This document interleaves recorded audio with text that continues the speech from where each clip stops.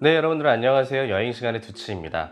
이번 시간에는 태국의 대표 관광지인 방콕 파타야 패키지 일정과 방콕 패키지 여행 상품을 고르는 법에 대해서 설명을 해드리도록 하겠습니다. 태국은 한 번도 안 가본 사람이 있어도 한 번만 가본 사람은 없을 정도로 인기가 굉장히 많은 곳인데요. 태국 관광청의 슬로건이 어메이징 타일랜드라고 하는데 정말이지 볼거리와 즐길거리가 정말 많은 곳이 바로 태국입니다. 방콕 파타야 패키지 여행은 1990년대부터 여행 코스가 거의 변화가 없는데요. 그래서 기본적인 패키지 여행 일정을 알고 여행을 가신다면 그 재미가 더욱더 있으실 겁니다. 우선 방콕으로 취항하는 항공편을 한번 알아보도록 할까요? 인천공항 기준 방콕 수완나프공항으로 취항하는 항공사는 국내 항공사는 대한항공, 아시아나항공, 제주항공, TA항공, 이스타항공, 진에어가 있고요. 외국 국적 항공사로는 타이항공이 있습니다. 그리고 수완나푼 공항이 아닌 방콕 돈무안 공항으로 취항하는 항공사는 에어아시아라는 항공사가 있습니다. 그리고 부산 김해공항에서 방콕으로 취항하는 항공편은 대한항공, 진에어, 이스타항공, 제주항공이 있고요. 대구공항에서는 TA항공이 취항하고 있고 전남 도안공항에서는 제주항공이 방콕으로 취항하고 있습니다. 물론 취항 항공사는 기간별로 취항하는 경우가 있고 아닌 경우도 있으니까 그냥 참고만 하시기 바랍니다. 방콕에는 국제선 공항이 두 곳이 있는데요. 하나는 수완나푼 공항이 있고요. 또 다른 하나는 돈무안 공항이 있습니다. 돈무안 공항을 국제공항으로 사용을 하다가 2006년 수완나푼 공항이 완성이 되면서 돈무안 공항을 대체해서 사용하고 있습니다. 쉽게 생각하면은 돈무안 공항은 우리나라 김포공항이라고 생각하시면 되고요. 수완나푼 공항은 우리나라 인천공항이라고 생각하시면 이해하시기 편하실 겁니다. 자, 그럼 방콕 파타야 패키지 기본 일정에 대해서 설명을 해드리도록 하겠습니다. 방콕 파타야 패키지 여행 기간은요, 보통 한국 출발 기준 오전 출발과 오후 출발로 나눌 수가 있는데, 오전 출발 경우에는 3박 4일 그리고 4박 5일 일정이 있고, 오후 출발 같은 경우에는 3박 5일, 4박 6일 일정이 대부분입니다. 그럼 저는 여기서 평균적으로 여행객들이 많이 이용하는 오후 출발 3박 5일 일정에 대해서 설명을 해드리도록 하겠습니다. 오후 출발 비행 시간은 다양한데요. 보통 인천국제공항을 기준으로 해서 17시에서 21시 출발편이 대부분입니다. 혹시나 궁금하시는 분들을 위해서 설명을 조금 더 해드리자면 3박 4일이면 4일이고 4박 5일이면 5일이지 왜 3박 5일이고 4박 6일이야? 라고 생각하시는 분들이 계실 텐데요. 그것은 바로 비행기에서 1박을 하기 때문입니다. 여기서 예를 들어서 1월 1일 날 비행기를 탔는데 도착했을 때는 1월 2일이 된다라고 하면은 비행기를 타고 가면서 하루가 지나가기 때문에 3박 5일이라고 표기를 하는 겁니다. 첫날 방콕에 도착하면 늦은 저녁이 돼서 수완나푼 공항에서 가이드를 미팅한 후에 호텔로 이동해서 휴식을 취하게 되는데요.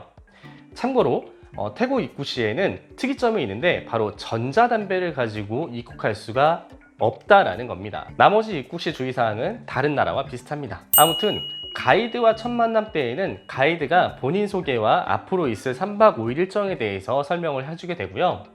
2일차 아침에는 아침 식사를 하고 호텔 체크아웃을 한 뒤에 가이드와 미팅한 후에 방콕 왕궁과 에메랄드 사원, 그다음에 수상가옥 및 새벽 사원을 관광을 하게 되는데요.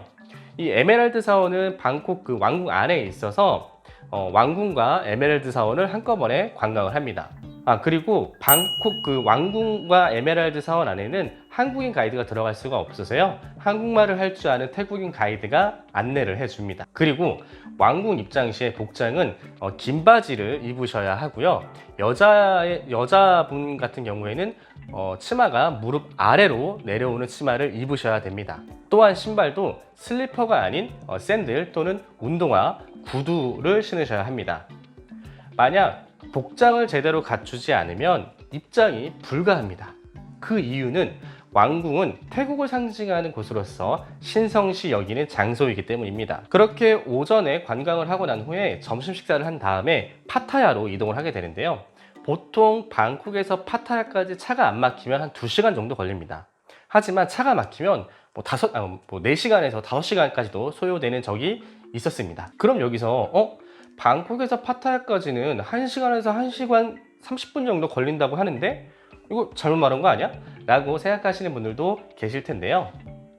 그거는 승용차를 이용할 경우이고요. 패키지 여행은 보통 버스로 많이 이동하기 때문에 시간이 좀 더 걸립니다. 왜냐면 승용차보다는 버스가 좀 더 천천히 이동하기 때문이죠. 이렇게 파타야에 도착을 하면은 호텔로 이동한 다음에 호텔 체크인을 하고요.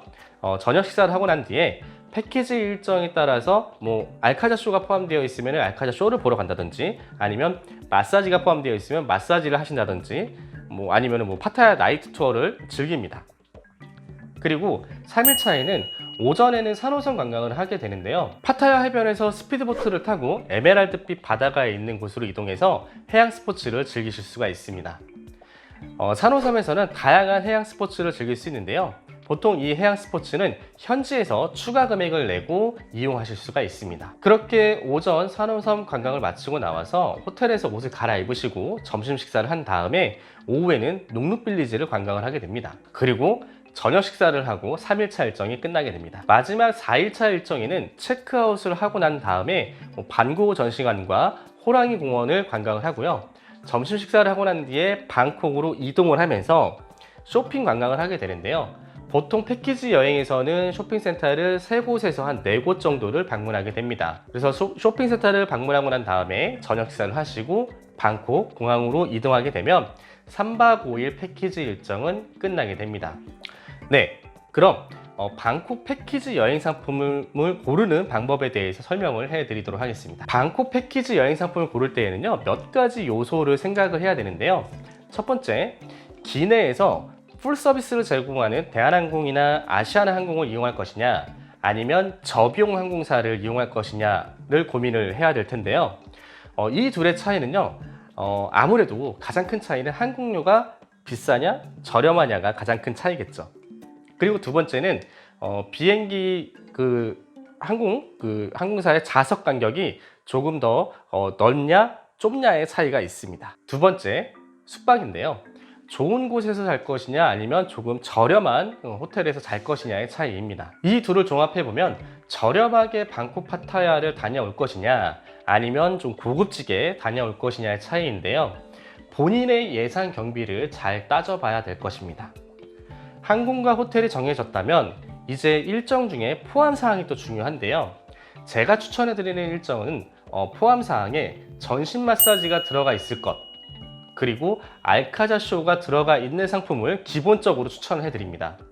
왜냐하면 패키지 여행을 가면 선택 관광을 할 수밖에 없는 구조인데요. 전신 마사지와 알카자 쇼는 현지에서 꼭 해야 하는 관광이기 때문이죠. 그래서 똑같은 항공사의 똑같은 호텔을 이용하는 여행 상품인데 A 여행사는 100만 원이고 B 여행사는 95만 원이라고 되어 있다고 하면 이 둘의 차이점이 뭐냐라고 봤을 때, 저렴한 여행사의 상품의 경우에는 물론 뭐 수익 구조의 차이도 있겠지만 보통은 마사지라든지 뭐 쇼라든지 몇 개의 일정이 빠져 있는 것이 대부분일 것입니다. 그리고 똑같은 여행 상품이라도 월요일 출발 또는 화요일 출발 상품이 다른 요일 출발 상품보다 저렴할 수 있습니다. 그 이유는 보통 직장인들이 휴가를 주말을 껴서 휴가를 많이 가시잖아요. 그래서 목요일 금요일 출발편이 항공료가 조금 비싸고요. 그리고 토요일 일요일 출발은 허니문 여행객들 때문에 항공료가 좀 비싼 편입니다. 그래서